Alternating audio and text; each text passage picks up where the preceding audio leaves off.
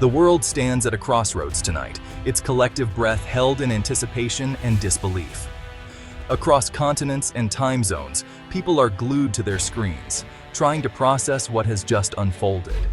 In a move that has stunned the globe and defied decades of expectation, China and Taiwan have signed a historic peace agreement.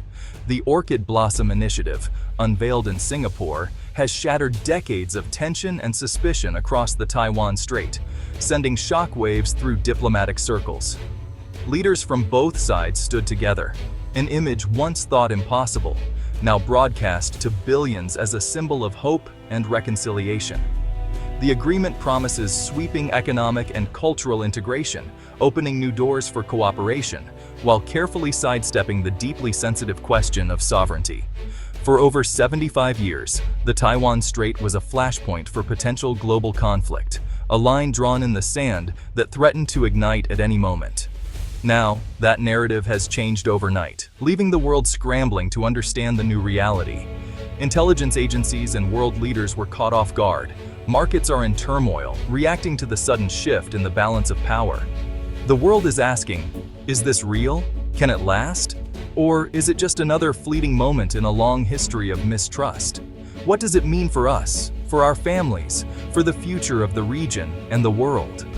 The press conference was a masterclass in symbolism, shared heritage, a common future, and a message to the world. The era of confrontation is over, at least for now. A new chapter, however uncertain, has begun, one filled with both promise and peril. The implications are vast, challenging long-held assumptions about security, trade, and the very nature of power in East Asia. For the people of Taiwan and China, it offers hope for a future free from the ever-present threat of war and a chance to build bridges where walls once stood. But it also raises profound questions about identity, autonomy, and what it truly means to belong. The path forward is not guaranteed. Every step will be watched, every word analyzed, as both sides navigate uncharted territory. This is a bold experiment, a gamble for peace in a region that has known little of it, and where the stakes could not be higher. The world now waits, holding its breath to see what comes next, and whether this unthinkable accord will truly change the course of history. To truly grasp the magnitude of today's headlines and the ongoing tensions in East Asia, we must take a step back and revisit the complex, layered history that shaped the present. The China-Taiwan divide traces back to 1949, when the nationalist government, defeated by Mao Zedong's communist forces in a brutal civil war, retreated to the island of Taiwan. From that moment, two rival governments emerged, each claiming to be the legitimate ruler of all China. This rivalry would define the region for generations, fueling suspicion and competition. The world was deeply divided over which government to recognize. By the 1970s, however, most countries, including the United States, shifted diplomatic recognition to Beijing, dramatically altering the global balance. Yet, the US adopted a policy of strategic ambiguity. It acknowledged Beijing's One China principle, but continued to supply Taiwan with military aid and support, walking a delicate diplomatic tightrope. For Beijing, Taiwan was never a separate nation, but a breakaway province that must eventually be reunified, by force if necessary.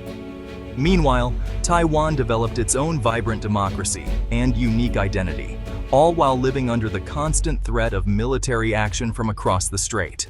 The region has repeatedly teetered on the edge of war, with major crises in the 1950s and again in the 1990s, each time drawing international concern and military posturing.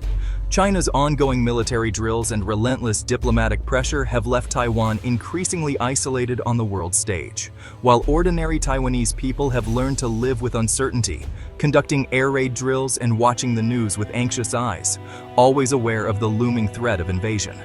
For decades, peace seemed out of reach. The Orchid Blossom Initiative, therefore, is not a sudden development. It emerges from this long, painful, and complicated history, a response to years of tension and unresolved conflict. It stands as a testament to the resilience of Taiwan's people and as a direct answer to decades of animosity and uncertainty. What's in the Orchid Blossom Initiative? It's more than a ceasefire. It's a roadmap for a new relationship. 3 pillars: economic integration, cultural exchange, and military de-escalation. A cross-strait common market will eliminate trade barriers and foster joint ventures in tech and energy. Unrestricted travel and joint cultural projects aim to build human connections. Military de-escalation is key. Hostile drills end, a hotline is established, and missile systems are withdrawn.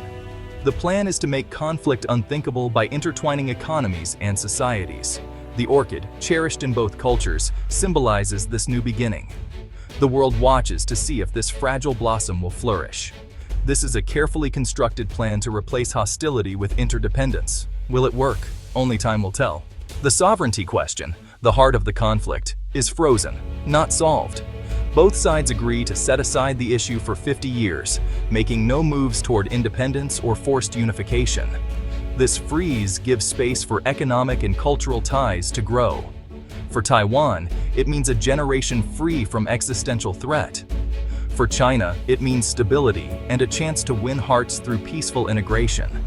Critics say it only postpones conflict. Supporters believe 50 years could transform the relationship.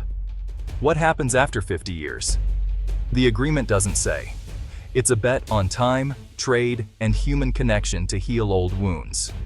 The freeze is a pragmatic compromise, not a final answer. It's a pause, not a resolution. The future remains uncertain. Why now? Decades of hostility and suddenly peace. For China, war risks economic disaster and social unrest. Peace is the safer path. Domestic pressures, an aging population, a slowing economy, make conflict less appealing. The agreement lets Beijing appear as a peacemaker and opens new economic doors. For Taiwan, the cost of war is too high. Peace secures autonomy and stability. The global climate matters too. US-Japan alliances deterred aggression, while global fatigue with conflict created a diplomatic opening. Both sides saw a window to de-escalate. This is not sudden friendship, but cold calculation. The result, a shocking, pragmatic peace. The world's capitals reacted first with disbelief, then with cautious optimism, as the news spread rapidly across continents. In every major city, leaders and citizens alike tried to grasp the full implications of this historic breakthrough. The United States welcomed the reduction in tensions, seeing it as a chance to avoid conflict, but is now scrambling to rethink its entire Asia strategy, weighing new risks and opportunities in the region. Japan feels a wave of relief. The immediate threat of war has faded, but deep concerns remain about China's growing influence and what it means for Japan's security and future role in Asia. Europe hails the deal as a diplomatic triumph, celebrating it as a victory for negotiation and a boon for global supply chains, which have long been threatened by instability in the region. ASEAN nations breathe easier as the risk of superpower conflict recedes, but they remain vigilant, knowing that peace can be fragile and alliances may shift quickly. India watches warily, welcoming the promise of stability, but remains cautious and alert to China's ambitions, carefully analyzing how the new balance of power could affect its own interests. Each nation views the Orchid Blossom Initiative through its own unique lens, interpreting the agreement based on its history, alliances, and strategic priorities. The peace deal is redrawing alliances, forcing a global recalculation, and prompting countries to reconsider their positions in a rapidly changing world order. For some, it's a model for diplomacy and a sign that dialogue can prevail. For others, it presents a new set of challenges and uncertainties. The world is processing a new reality, with citizens and leaders alike adjusting to the possibilities and risks that come with this fragile peace. The Taiwan Strait is no longer the world's most dangerous flashpoint. But even as calm returns, uncertainty remains, and the future is still unwritten. What comes next? Experts see three futures. First, true cooperation, prosperity, trust, and a peaceful resolution to sovereignty.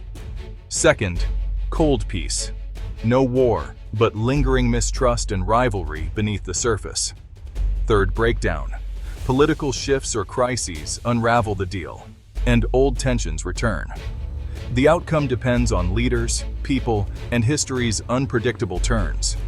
The agreement is a beginning, not an end. Peace is possible, but not guaranteed. The next few years will be critical. The world is watching which path China and Taiwan will choose. The stakes could not be higher. This peace deal will reshape more than the Taiwan Strait. It will reshape the world. The risk to global supply chains, especially semiconductors, has dropped. A cross-strait common market could create a new economic powerhouse.